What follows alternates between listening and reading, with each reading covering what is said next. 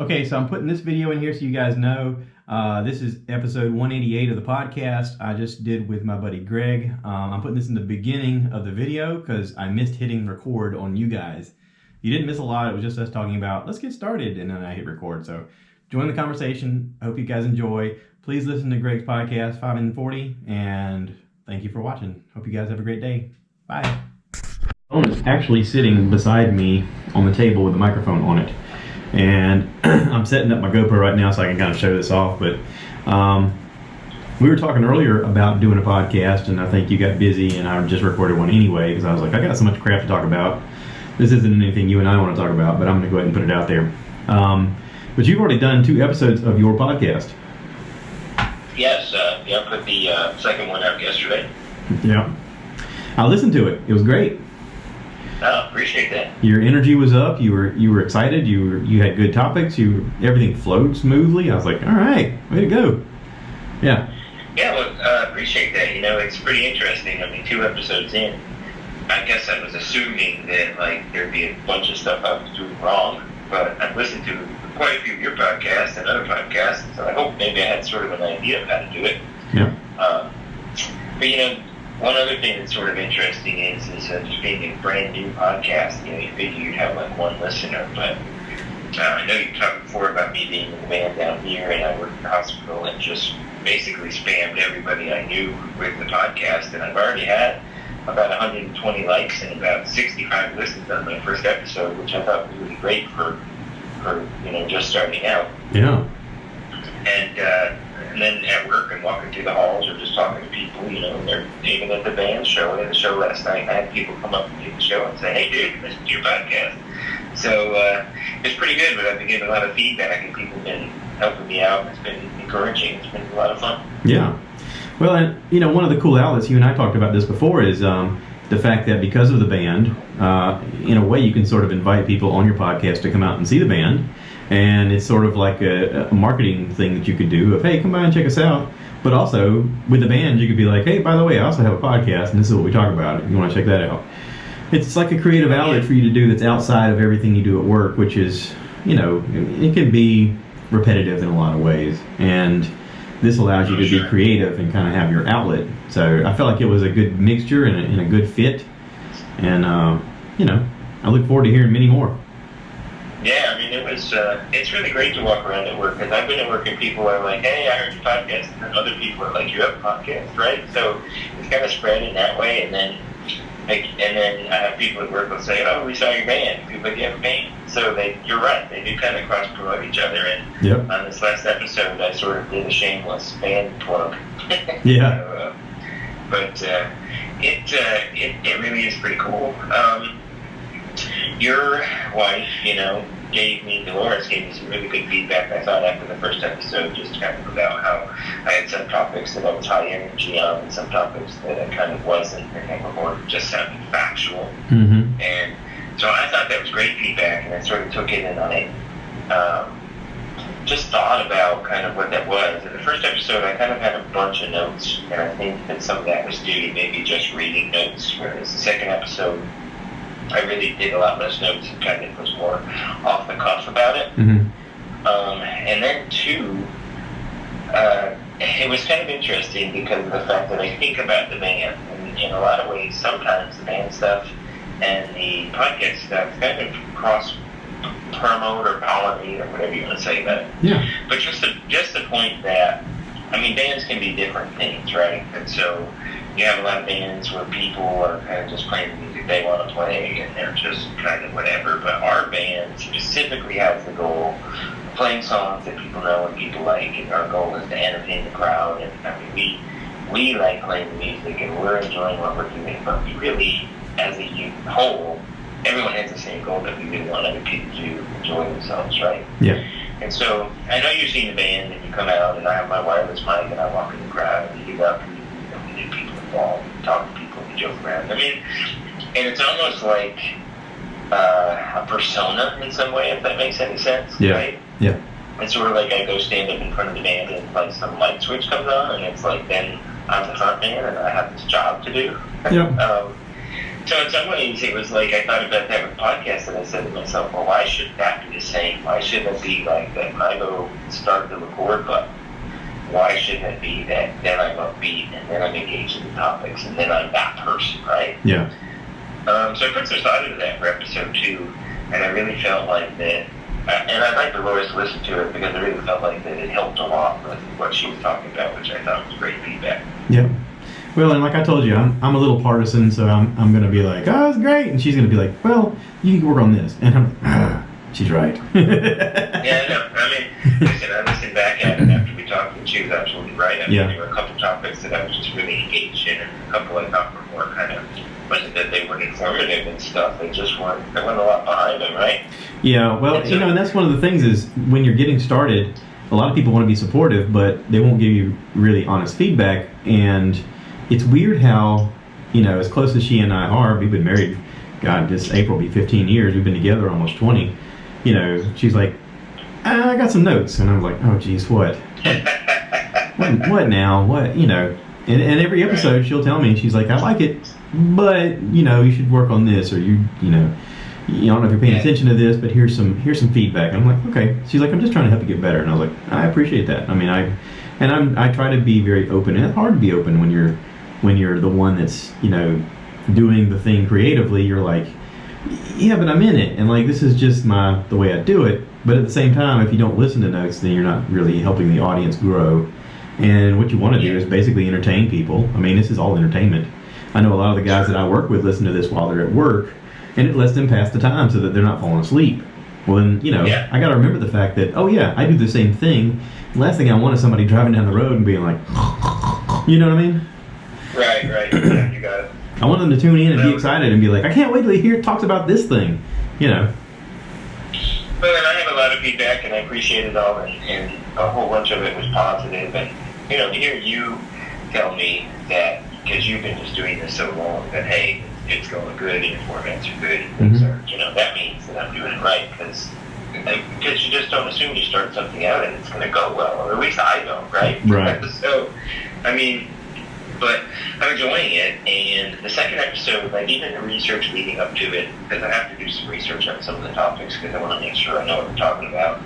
And but even the research leading up to it was more interesting, and then again, I felt like, I checked out some of the second episode in comparison to that first one, what Dolores was talking about, and I thought that the energy was much better. But again, if she listens, the second one has more feedback. I want to hear it. There's a guy I work with, his name's Anthony, and he's like just this brutally honest dude, right? And he comes to a lot of the band shows, and he'll come to a show, and if I'm not having a good show, like he'll just be like, man, Greg, you don't sound very good tonight. Like, hey, thanks, buddy, I appreciate that. So he listened to the podcast, and out of every person I knew, I was thinking, all right, if there's problems in this thing, this is the dude that's going to tell me. Yeah. And he had nothing but positive things to say, so then I knew I was all right. Well, he was the one person who was really going to tell me if there was some bad things going on, Yeah. So. And, I've had a lot of people ask me about how do I get started, and I'm like, I'll help you do it. It's not that hard. Everybody's, so intimidated by getting started. And, you and I were talking about the fact of, you found it very easy. And I was like, well, of course it's easy. I mean, this using this thing is super easy, but it's just a matter of, you've got to make yourself do it. I mean, if you don't do it, then you're just, it's sort of like, it's like doing anything in life, though. If you don't take that first step, it's all daunting, right? Oh, the first step is everything. Like, there's nothing in life that you consider doing that you don't not do because you haven't gotten that first step done. And then once the first step's done, everything else just falls into place. I mean, Yep. It's just getting it started. I mean, the step-by-step guide to starting a podcast on Anchor. Did you hear that? The text? Sorry about that. You heard that? The step-by-step? Bad thing about doing the phone, I guess. What? Oh. I got a text coming. But I think that the step-by-step guide to starting a podcast on Anchor is creating an Anchor account, creating an email address and putting it on Anchor, creating a Facebook page and putting it on Anchor, and hitting the record button, and then hitting the submit button, and you're done. And that's it. So easy. Yep. That's it. That's all it takes. Like literally, my first episode was up. Like I recorded it, I published it, I typed in what it was about, I threw it up there, and like I kept getting these messages that said, "Now you're on Spotify, now you're on this platform," and then recently I got, "Now you're on Apple Podcasts," right? Yep. And it's like it just does everything. I mean, it's just so easy. It's crazy. Yeah. And the weird part is, as you do it, you're going to start getting things that say, "Hey, we'd like to monetize you. If you record this thing, we'll start paying you this many cents per 1,000 listens." And you're like, "Wait, what?" And you think, right. "Oh, that doesn't add up." Well, it does add up. I've showed you what it is over 2 years on mine. I mean, I haven't cashed it out yet. I'm just kind of I'm looking at it grow. I'm like, this is kind of silly. But and the interesting thing is you've been doing this a long time, and I know what you talk about with YouTube stuff and all that. So you have like a legit studio, you got a board, you got these mics, you got this stuff.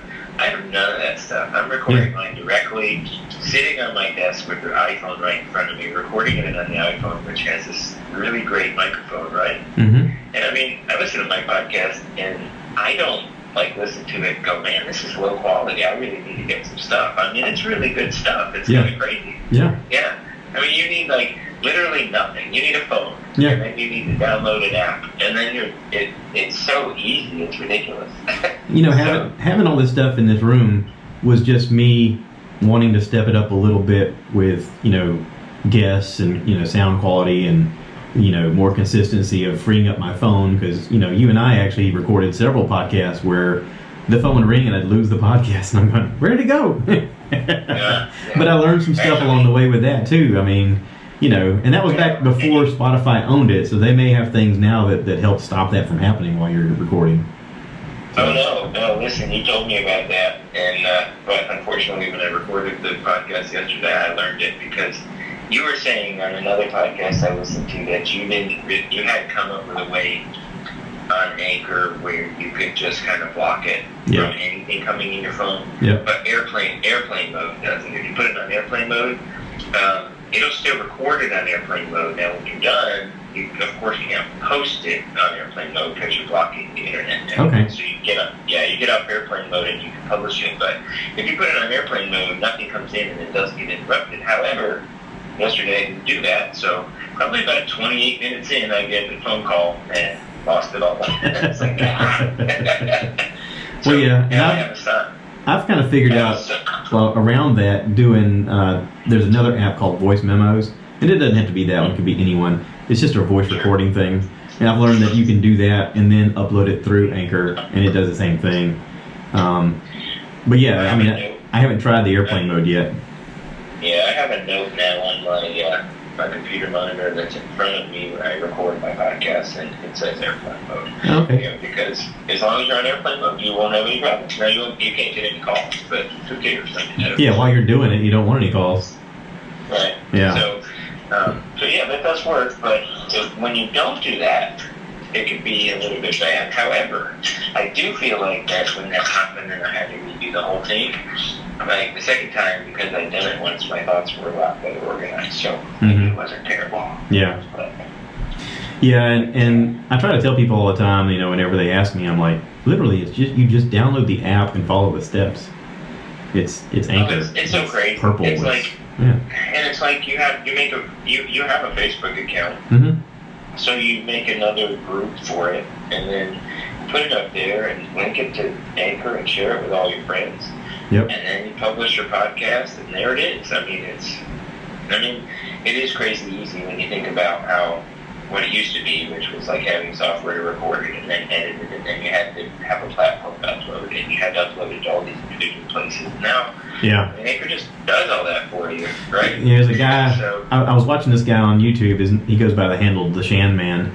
He's like a professional radio guy, and he also does podcasting, and he does, instructions on how to do podcasts. And he does this thing where he uploads it through a Libsyn file, and then he has to create an RSS feed, and then he has to individually send it to each one of the people, to companies, to publish. And he pays per month, like money, to just have people listen to his podcast. And I'm like, what are you doing, dude? Right. I mean, and when he made these videos, like Anchor had come out, and he made a video about Anchor, about, I don't know if you want to use this because they own the rights to your stuff. And within a short period of time, they had changed their policies, and they were like, no, we don't. Yeah, there you go. They had that in their original terminology when they first started the thing because of they didn't understand what they were doing. They were a young startup, and they were just like, maybe we could use some of your sound bites in our commercials. But then after a while, I think they got bought out by Spotify, and Spotify was like, no, you own your content. Which I was of the opinion of, what do I care? I'm just talking. I mean, Yeah. what content? What is it valued to me? I mean, honestly, I'm doing what I enjoy. So.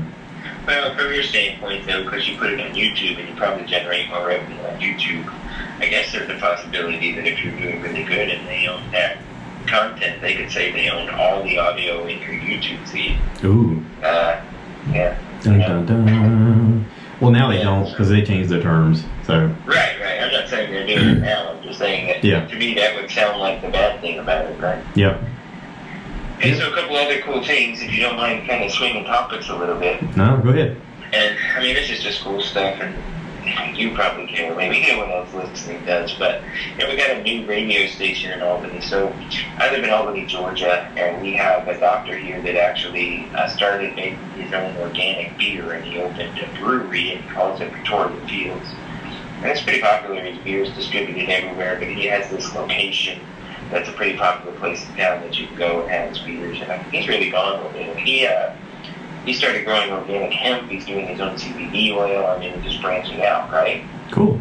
And so one of the interesting things he did recently was he took part of his storefront here and he built a radio studio and he started his own local radio station. So now we have a radio station that's called Queen 102, Queen B. He hired a lady here who's been in radio here forever that everybody knows. And she launched this local radio station. It's like 102.1. And I mean, like, it's really cool because, like, basically they do just whatever they want. There's like a guy who has a band here called Rogan and the Poachers, and he writes his own music, and they really do bluegrass and stuff. And he has his own show on there. There's a guy who's a well-known, long-respected newspaper man here who has a show. But one of the cool things they do is from 8 to 11 every night they have a Gen X revival, and so like basically like they're just playing good night and stuff for 3 hours, like you listen to it against our band's whole set list and stuff, right? Cool. And so I contacted the host of that show and I'm like, hey dude, we're 95, we're a local 90s rock band, we play all the stuff you like. And so the other night he had us come up to the studio and like have us on the show and stuff. Cool. And it was a lot of fun. Like it was, we just talked about the band, talked about music, talked about a lot of things, and it was just kind of neat to be able to be on the radio. So I had some people say to me, "Hey man, you're doing the radio and stuff." So that was kind of cool. And so he said when we were there too, he was like, "Hey man, I'm gonna have you guys back." And he said, what we do is you guys come set up acoustic, and you can come up here and play live music. We'll play that on the air. I mean, I was like, wow, how cool is that, right? Wow. So. Before his show came on, because we got up there a little bit early, the newspaper guy I was talking about was there. So we went in there and actually met him, because I mean, literally in this town, like if you think of a newspaper person, it's this guy. Like right. He's been forever. And so we met him, and we were telling him, he's like, hey, why you guys up here? And I'm like, oh, we're the band, and we're going to be on here. And he's like, hey, I'd like to do a story about you guys for the newspaper. I'm like, really?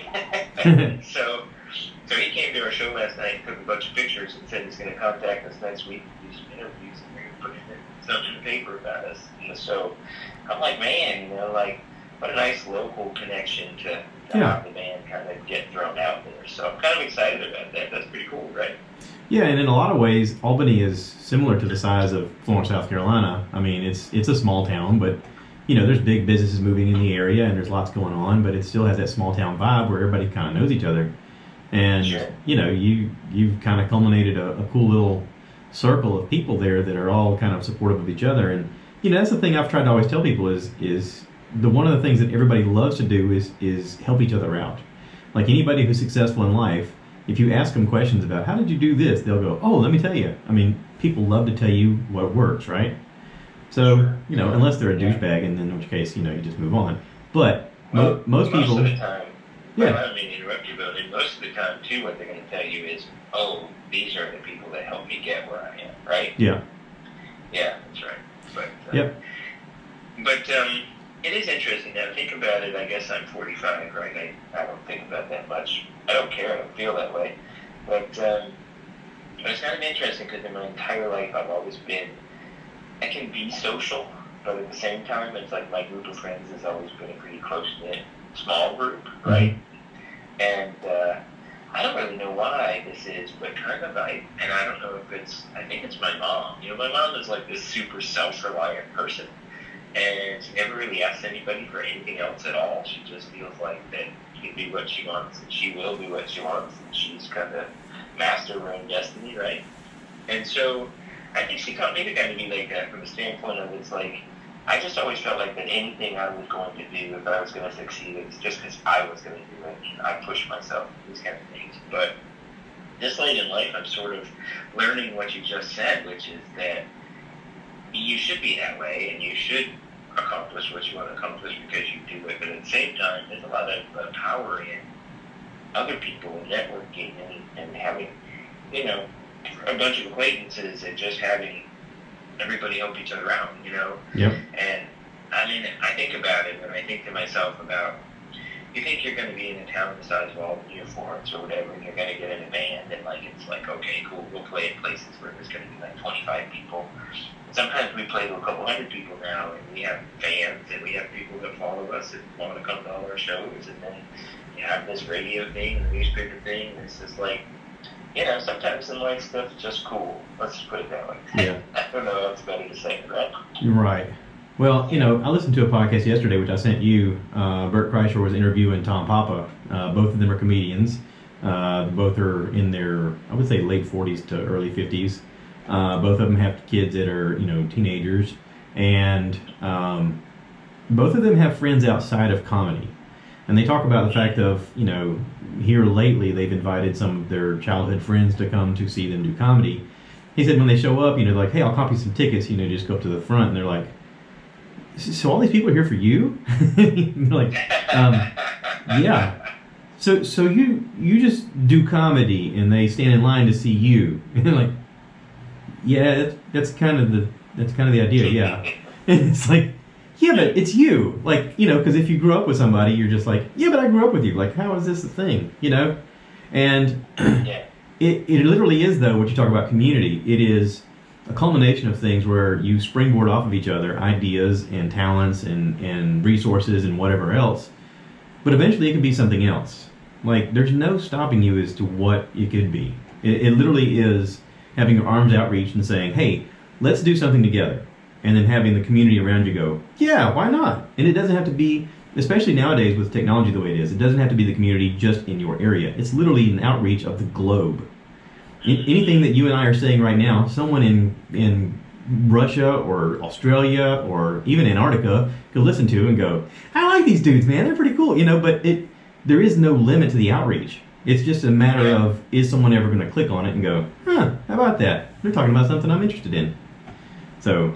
Well, and you know the thing that's cool is we talked about doing this podcast today just to sort of, I guess, focus on, because one thing about you is that you're very encouraging to other people, and I know that you encourage everyone to start your own podcast. And I think maybe my intention with this conversation was to just say, hey, I know Josh tells you all the time to do this. You told me for like a year or 2 years, and I didn't do it, right? Yeah. Now, I'll be honest with you, I don't think I did it just because of the fact that I didn't have the vision for what I wanted it to be. Because there was things like that could have been easy. I could have just done bourbon podcasts, right? Right. But it just didn't really sit well with me. It's just not what I wanted to do. I wanted to talk to someone about bourbon, yes, and I do in my podcast, but I just wanted it to have more variety than that. And so finally, I think I just came up with an idea that really was one that I was like, yes, that's what I want to do. Well, I'm glad you went with an open concept too, because you know, you had said at first, I'm thinking about doing a finance one, and I was like, oh, boring. I was like, don't do. I mean, okay, do some episodes about finance, but don't do the whole thing about finance. You know, and you're like, I don't know, maybe bourbon, and I'm like, okay, you can talk for a long time about bourbon, but there's a finite amount of hours that you can talk about bourbon where anybody's interested. So, you know, open it up. And your idea of doing 5 different subjects per episode, I'm like, at least that kind of gives you on a task of, hey, let me talk about some stuff that's going on. And it sort of, I don't know, in a way, me personally, I tend to ramble a little too much. But with 5 topics, you sort of have a format that people can kind of grab onto, and immediately they're like, okay, cool, I know he's going to talk about 5 different things. So if they're on a subject that they're maybe not familiar with or not interested in, they just go, oh, I know he's got this coming up because he's labeled it in the title. So you got something coming up, and they go, oh, here we go, here it is. And they can take that as sound bites, and all of that is like extra little stuff that I can, there's stuff I'm learning that I want to teach you that you can go, hey, I can do it like this, You could actually publish each soundbite as a different thing, and then each one of those are clickable. That's all marketing thing. I've gone down the rabbit hole too far. Well, the interesting thing is I'm just more structured than you are. I mean, that's who I am as a person, so I have to have some structure to it. But you are right about the fact that if you're listening to my podcast and you get to a topic you don't like, skip forward 8 minutes and do about 8 minutes per topic, and there'll be a new one. So, I mean, that trip that we took to Atlanta to see Joey Diaz, you were talking about that cult in Eatonton, and I could listen to that for a couple of hours. I was like, holy crap.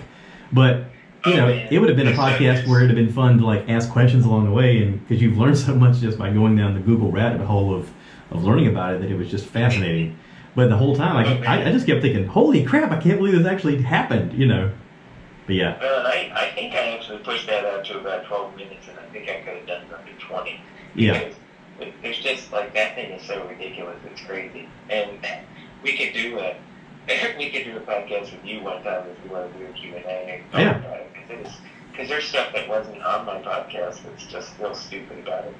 Yeah. But, the one thing I want to say, though, is, so I did want this to be about, hey, Josh has never been talking to you about doing a podcast, and now I will tell you that I think you have to have a vision for which one podcast to be, and I just never had one for so long, and I finally came up with one that worked for me and I was interested in it. So, but to be totally honest with you too, it's not like for 2 years I was like spending a great deal of time thinking about that, right? I mean, It was like once I started intentionally thinking about it, it came pretty easy. But I think the thing is that if Josh has been talking about it, and you're like, it's just too daunting and too overwhelming, I can certainly attest to you just how ridiculously, how easy it is. I've invested more time, because my episodes are around 40 minutes apiece. I've invested 17 times the time in those 2 episodes that it took me to set the whole thing up and get them published. It's just so crazy easy. Yeah. That don't let that hold you back, right? If you got something to say, do it, is what I'm saying. And actually, all of that will get faster. Like you were talking about all the time it took before you recorded. All of that will get faster the more you do it, because after a while you're just going to go, turn the mic on, I got this. Well, I think that, and I agree with you, like, this last episode there were a couple topics I knew so well I didn't need any notes and I didn't need anything. Yeah. But at the same time, it's like especially if we talk about medical stuff, right? Like, I'm not going to spread disinformation. So right. But it's always going to be stuff you know about. Right. But the other thing I want to say, too, is talking, too, about the community and things and the cross-pollination stuff I was talking about, just from the standpoint of the whole radio thing started out. Like, in my opinion, you always have to just take one little step, right? Yeah. When you take little steps, then good things happen. Right. And so the whole thing with the radio and what's going to turn into the newspaper and all that kind of stuff just started out because I listened to that Gen X show one night, and I was just like, wow, this is awesome. Our band needs to be on here. So I did a little research, found out who the host was, friended him on Facebook, sent him a message, and said, hey, dude, I want to do this. Here we are. And not only did we get to go on the radio show, but it just happened chance through there, met the newspaper guy, and I mean, you know what I mean? And it's sort of like that one little seed led to all of this stuff. And you've had practice because of being a guest on my podcast so many times. You've had practice of talking on a regular basis where you've, conformed your thoughts and you're like, okay, here we go, let's talk about it.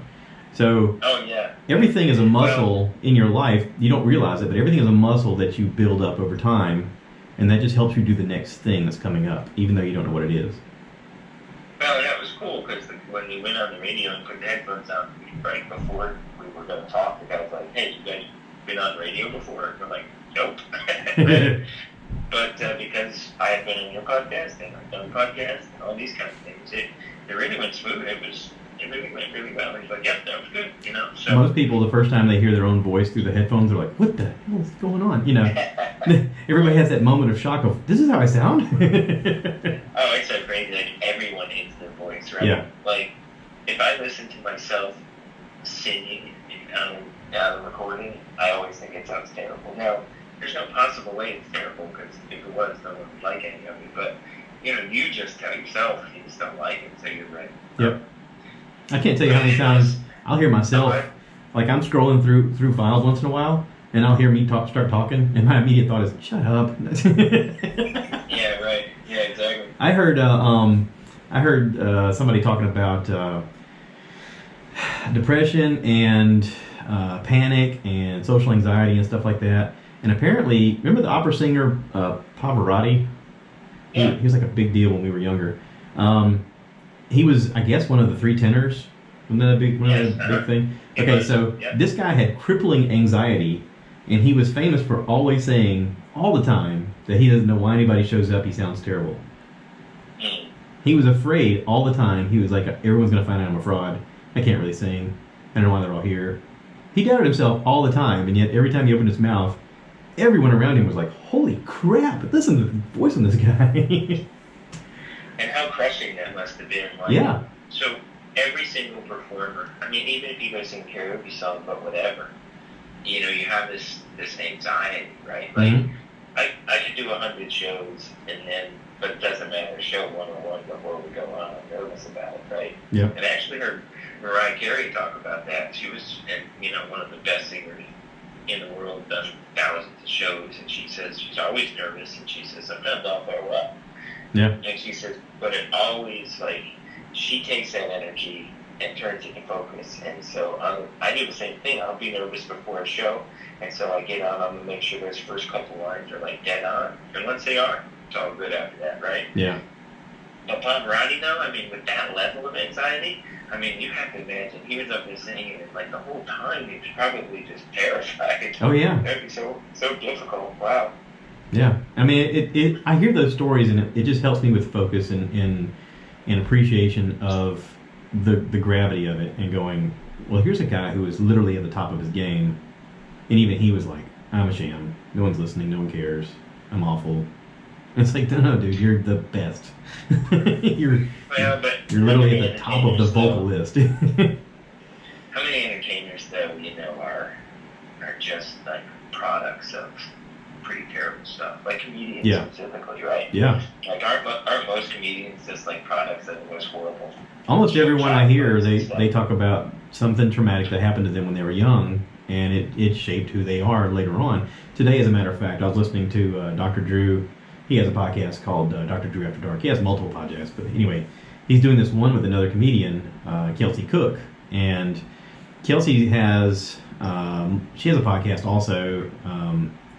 I can't remember the name of it. I have to look it up. But she's hilarious. She's also on YouTube on the All Things Comedy Network, where she's a professional foosball player. She's like, she's ranked nationwide. Her family her mom and dad met because they were both ranked in the top 10 in the nation for professional foosball championships. They actually had the tournament every year in Dallas for a long time, and now she says they're in Lexington, Kentucky. And anyway, her episode is Dr. Drew asking her about being multi-orgasmic. and he's like, so what? And he's like, he goes, this isn't uncommon. He goes, but it's not the norm. He goes, the norm is, he starts explaining the norm, and she's like, yeah. She goes, it all started when I was 15. She said, I think I was 15. She's like, I was using something that my mom had that was like a manicuring tool that sort of looks like a dildo. And she said, I went to masturbate with it. And she goes, I was using the handle, which is sort of, let's call it root for her pleasure. And she goes, that's when I realized that I was allergic to latex, because apparently the handle was made of latex. And she said, I literally sealed up shut. And he goes, she's like, that changed my conversation with my mom from that point on. I'm like, Mom, something happened. And she's like, I had to go to the doctor and immediately tell the doctor everything that happened. And as awful as it was, and he goes, well, obviously that's where you became a comedian. She goes, well, yeah. she's like, how do you walk away from that and have a normal life? I mean, come on, But every one of these comedians that I listen to on a regular basis, they all talk about something that happened to them that was very traumatic. For Bert, he talks about on his 11th birthday playing catcher, and he was throwing out a guy on third base, and the guy at the plate was trying to disrupt the play, and he just swung his bat like around his shoulder the other way, and it hit him in the face, and it knocked out all of his teeth. And his dad was the coach of the game, and his dad was like, "Hey, listen, buddy, shake it off. I'm gonna move you over to the outfield.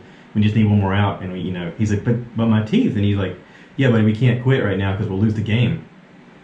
And he's like, "What?" But he talks about, from that moment on, like he just, everything to him was on an askewed path. Sam Kinison, who we saw explode as a comedian. They all talk about how Sam Kinison was this guy who was very quiet, very reserved, and then he got hit by a car.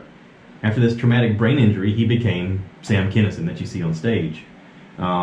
His brother actually wrote a book about it, and he's like, listen, the guy before that accident, and the guy after is two completely different people, And, like you said, these events sort of motivate you to do something else.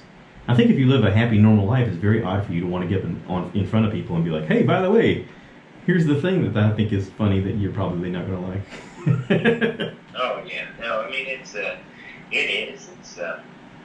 I think it does. It's a product a lot of times of just being goofy.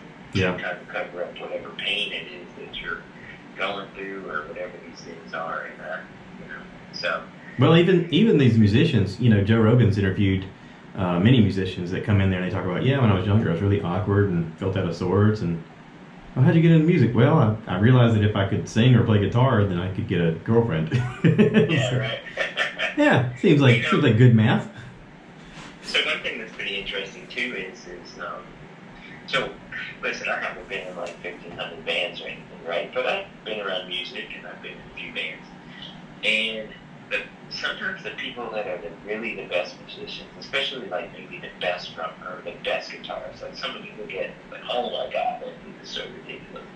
They're sort of like the socially awkwardest and just weird people, because like instead of like actually talking to other people in middle school and high school, like they literally went to their room every day and practiced that instrument. Yeah. I mean, it is, and even in some ways to have that level of, like if you're really, really, really good at one thing, it's kind of like consumed your life, and you may have some social issues. That's pretty common in bands. Well, and we've seen it in our lifetime. Many of the top musicians killed themselves with heroin. I mean, at 27 years old, heroin overdose. It's like, what?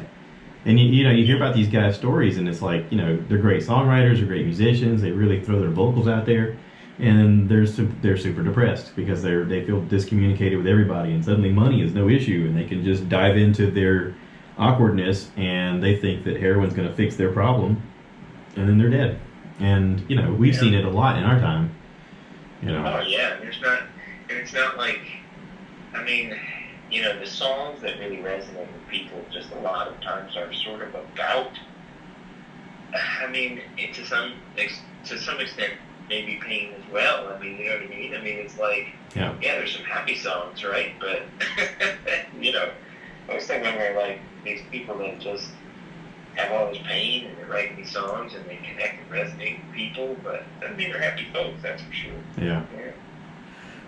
Well, I mean, what was it? Robin Williams always said, the clown is the one who's crying the most. Oh, yeah, for sure. Yeah. Great example of what we're talking about, just a person who everyone else thinks is so hilarious, but really is the funny guy, just to kind of cover up all the stuff they got going on inside, right? Yeah. Which, I tried to get a lot of people to watch the Netflix special, Degenerates. The first season has Joey Diaz in it, and he talks a lot about how his mother died when he was young, and he actually was a teenager. He came home and found her dead, and he sat there for a long time and just stared at her before he ever could think, oh, I need to call somebody, And he talked about he lived with some different families, and he said he really thought about committing suicide. And it was a girl that lived down the way who he liked. He asked her if she wanted to, give him a little honey, little loving. And she said, yeah, sure. And he said, I think about that all the time. And if she hadn't done that, like, I probably would have killed myself. He said, I was so depressed. And he's like, even afterwards, she was like, yeah, I didn't really like you, but I figured you'd been through a lot. and I thought, there's a girl who really jumped on a grenade. I mean, she really went all out there, that girl's a saint. She needs a sainthood, But doesn't he say in his comedy show something like, "See, ladies, yeah, you can save a life." Yeah, Something like that. That's right, exactly. Yeah, I mean, there's a lot to it. I get these young guys that I work with, and they're all full of energy and anger and haste, and and they want to set the world on fire. And I'm like, there's a reason that you guys are recruited when you're young to go in the military, because after a certain age, like you get into a groove. You got a steady relationship at home. You start getting food on a regular basis. Someone's like, "Hey, we need to go do this," and you're like, "Nah, I'm good. You guys go ahead." Yeah, that's right. I really think that the secret to world peace is full bellies and empty balls. Yeah, that probably fixed a lot of it. I mean, if you're getting food on the regular and getting laid on the regular, you're like, "Hey, you want to start an uprising?" "Nah, I'm good. You guys go have fun." Hey, so I know we've been talking a long time, but does it matter? No. Right? There's no finite amount. There's no finite But, amount. hey, so let me ask you this question, because I think you know the answer, and I know this is like one of the big reasons for the bill, but so I've been seeing some of the stuff about like this Democratic Iowa caucus and this kind of thing. Yeah. And so what is exactly going on with Tulsi Gabbard, just from the standpoint of, like, is she getting invited to any of those things? Like, does she No. get to be a part of them, or no? You have to be accepted by the DNC in order to even participate, and to do it, you have to have enough money to put in. So it's not about following, it's not about signatures, it's about money. They want you to raise money for the DNC, and meanwhile, they're not going to back her because she doesn't tout their line. They want her to say they believe in, I believe in this and this and this, which is whatever their politics are, which is all run by Hillary and her campaign. She's basically dictating what they say and do. I mean, she did that during the last election when they excluded Bernie Sanders from everything that they could, and they used all the money that was raised for him towards his promotional. They moved all that money towards Hillary, and they're kind of doing the same thing against Tulsi, because she's like, I'm not going to say what you want me to say. I'm going to say what I believe, because I'm really going to take it of just me. This is me serving the people. And she wasn't willing to play ball with them, and they're like, all right, fine, you're just not going to be a part of it. We're not even going to put you on the ticket. So she does have enough signatures. Go ahead. Oh, I'm sorry. Well, how similar is that to, say, Donald Trump, just from the standpoint of, I mean, there's no way initially in his campaign that the Republican Party was supporting you, right? Right. 0%. And I guess what happened is he just got so popular that they just had no choice anymore. No, they didn't want him at all, and he self-funded in the beginning. He was like, screw it, I'll put in my money. And he just put in his own money because he was like, I believe I can do this. And everyone along the way kept saying, no, we're not going to allow you. Even the press was really promoting the fact of, there's no way he's going to get this nomination. I mean, they would laugh about it. And, also, there's this guy, Every step of the way, they didn't even want him in the conversation. And meanwhile, he just kept building up momentum. And, I really hope that the same thing kind of happens with Tulsi. I mean, I don't know that she can beat Donald, but I think that a conversation between the two at the end would be awesome. I think if you had the chance to have two candidates sit down like that and have a conversation, you're going to see right away, oh, she is by far the better candidate to be president. And, she was on Joe's podcast, and he asked her, he said, why do you want to be president? She goes, I don't.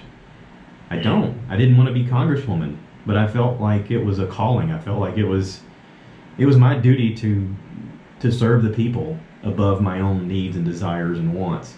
And she's like, I'm basically I'm filling this role because it needs to be filled by somebody who is going to be for the people and by the people. And she goes, I've always lived my life as service over self. And I'm like, here's exactly the candidate that everybody wants. They all say they want. They want somebody with a military background. They want somebody who understands what the people are going through. They want somebody who's going to listen to the people. And she's doing all of that.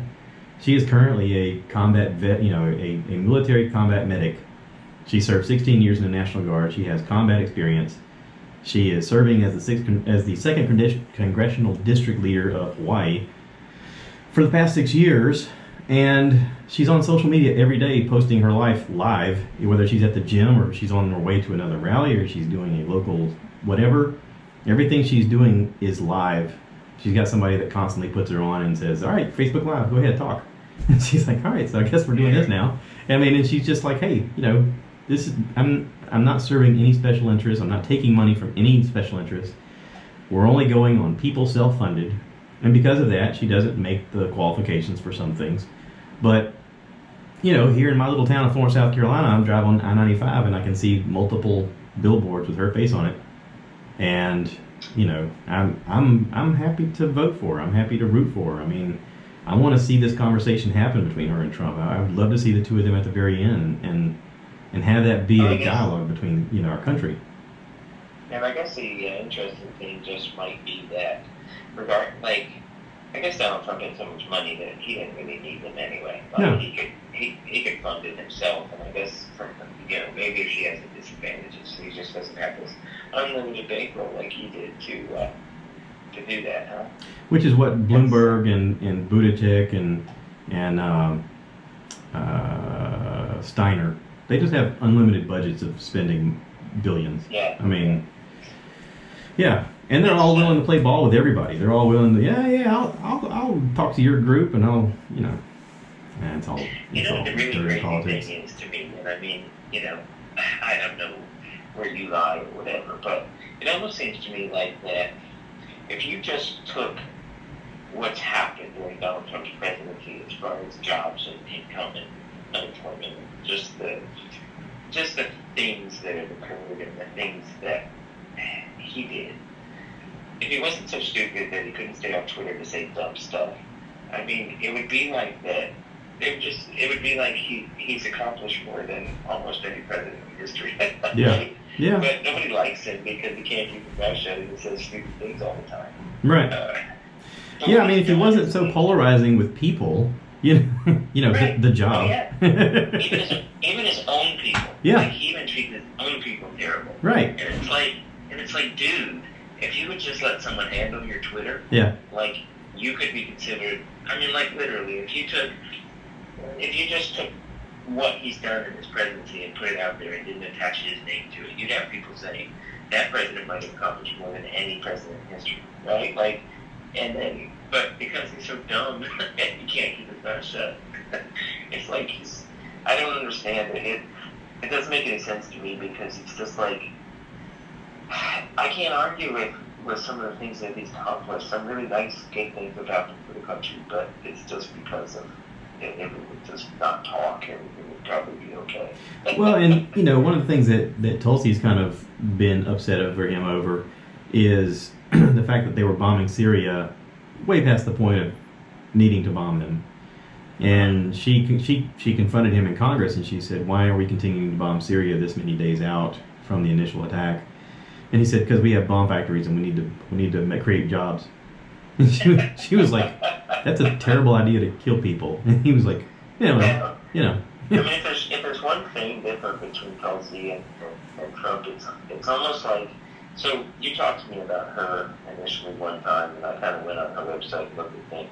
And in my opinion, if you want to talk about her views, she certainly is a lot more on the liberal side of stuff. Right? Yeah. And she has a lot of things that she talks about that I personally just don't necessarily agree with. But one thing about Donald Trump is, regardless of the Republican Party not wanting him, man, he drank the Republican Kool-Aid, right? Yeah, he's really given them everything they want. When they did the recent military budget, he greenlit the $170 billion military budget, which I listened to a podcast of this ex-CIA guy, Mike Baker. He was on Joe Rogan. He talks about how he said literally you could take $20 billion of that and eradicate homelessness tomorrow. Oh, sure. And he's like, exactly. You'd still have $150 billion for the military. He goes, you could take another $20 billion and pay off everyone's student debt tomorrow. And he goes, and you'd still have, $110 billion.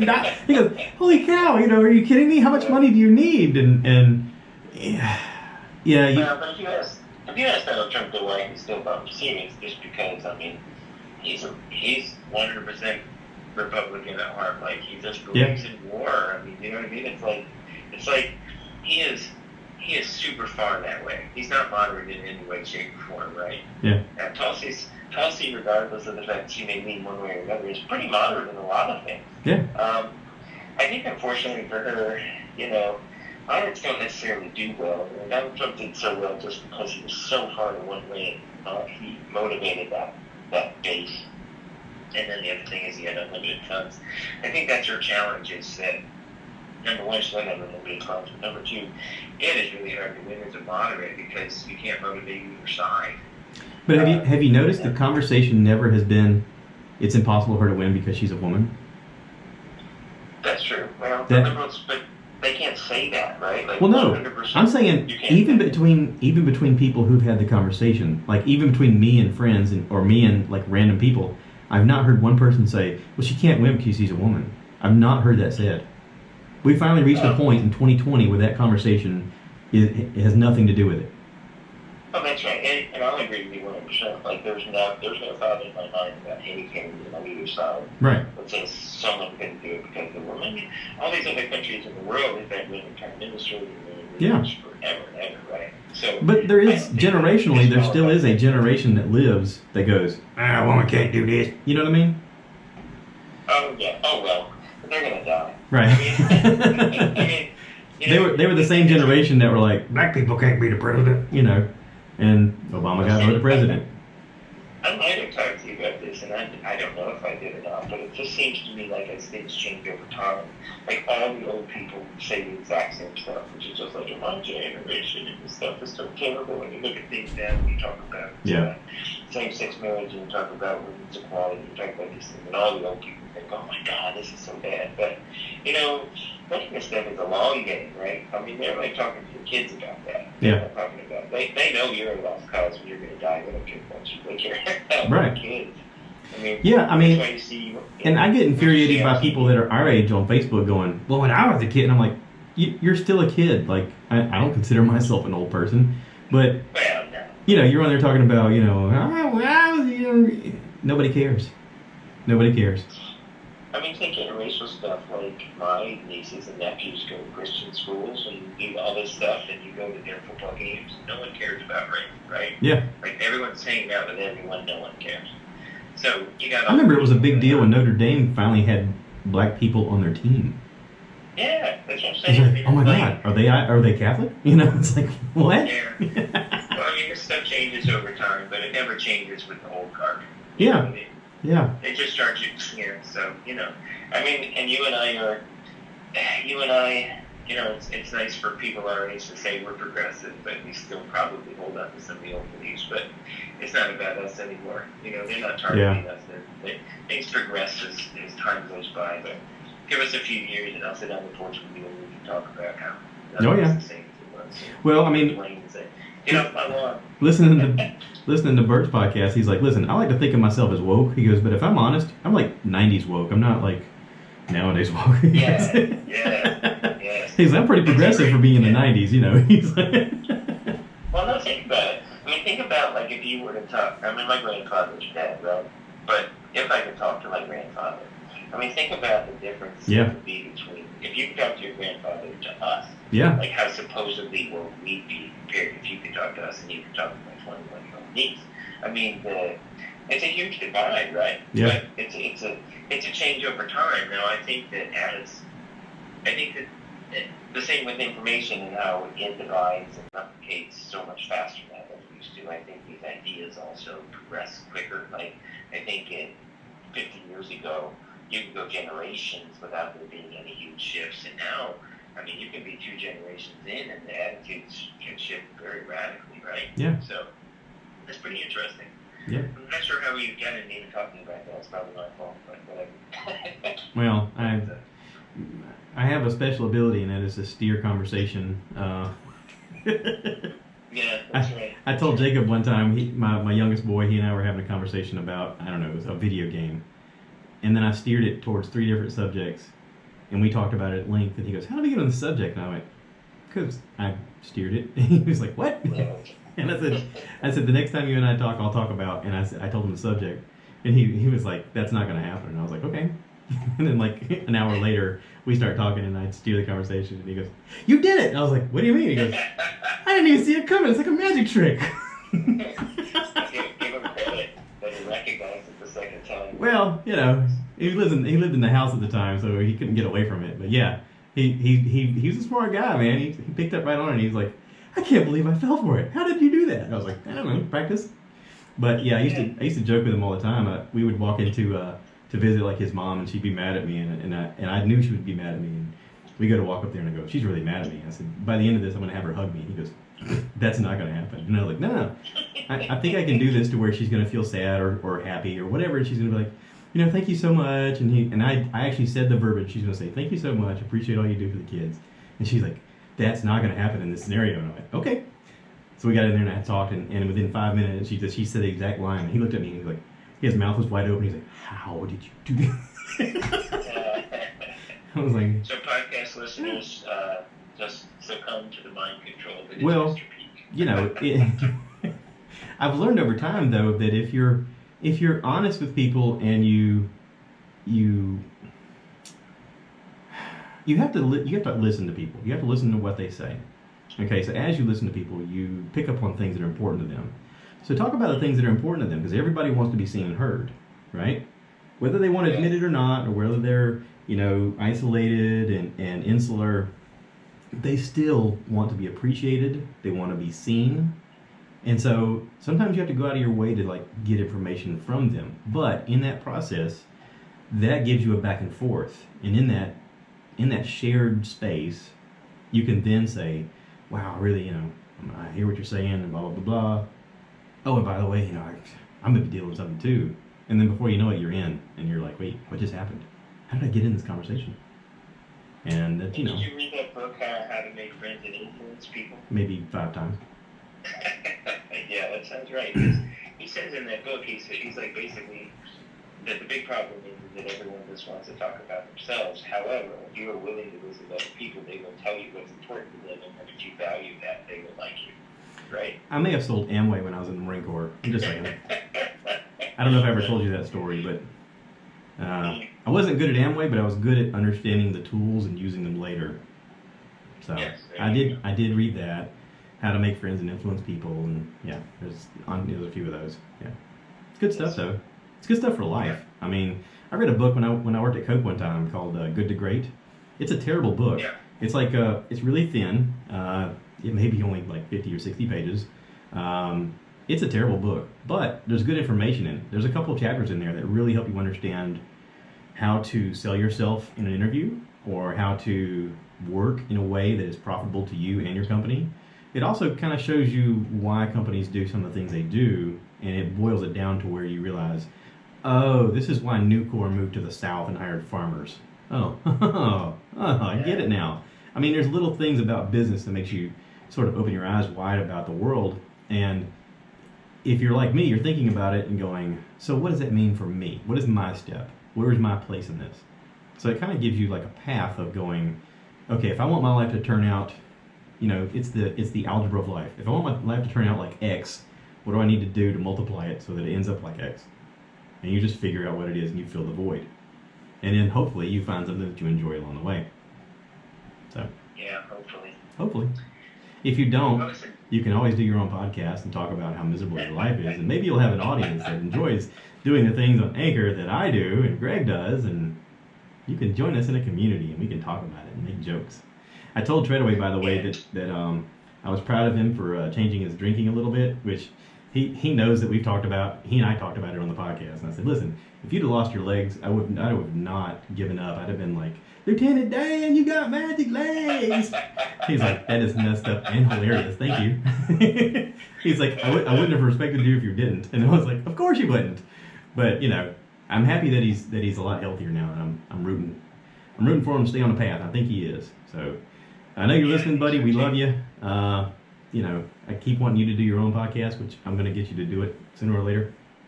So he's out there listening right now, and he's like, yeah, but it won't be about pickleball. I think he could do a drunk cast, man. I think he could too. I think he could do one when he gets off work. He's like, all right, so what is there to eat around here? And, hey, have you guys ever thought about such and such? And it would be hilarious to listen to. And like more microwave burritos and hot pockets would be consumed during that podcast than the other time. If the microwave, listen, I talk all the time about you living your normal life and doing the podcast too. If he had the microwave going off and then he's like, ding, he's like, oh, it's time, and like he burned his mouth. People would lose their minds. They'd be like, have you heard this show? It's freaking great. I mean, he'd have a sponsorship for Hot Pockets in like a week and a half. Right? Yeah. Like, yeah. Yep. Oh man, we do like a job. All right, hey man, this has been a lot of fun, and the question is was it again used to listeners, or was it just you and me, old friends, just like chatting and having a good time together, right? Honestly, I don't care. I mean, the people who enjoy this podcast are gonna like this. They're gonna be like, I'm in. Listen, I've been in from the beginning. I'm still here, and I know who I'm talking to right now. They're out there listening to me while they're driving down the road. I'm talking to you, Byron, and Quaid, and Champ. All you guys, you're listening to me while you're driving down the road. You're like, I'm in, dude. This is great. Thanks, man. Kept me awake, kept me alive. That's awesome. I'm going to have all those guys back on here. Yeah. The shameless plug, I suppose, on my podcast now. I'm doing a podcast, and I am on Apple Podcast now, called 5 and 40, the number 5, IN, number 40. And what the concept is that we talk about 5 topics, about 8 minutes apiece for a 40-minute episode. We kind of have some categories, but a few episodes in, if you get an opportunity, give it a listen. Hit me up on email, hit me up on the Facebook page about any feedback you have, good or bad. If you have feedback how I can do it better, I'd love to know, because I'm just getting started out. But I appreciate it if you give it a listen. Yeah. So everybody check it out. Tell them you heard them here, and show them some love. It's pretty interesting. So, all right, buddy. I appreciate you doing this. I'm going to wrap this up, and then you and I can talk, okay? Okay, Jay. All right. Bud. Yep. Hey, take care, everybody. Cue the cow. Boom. And...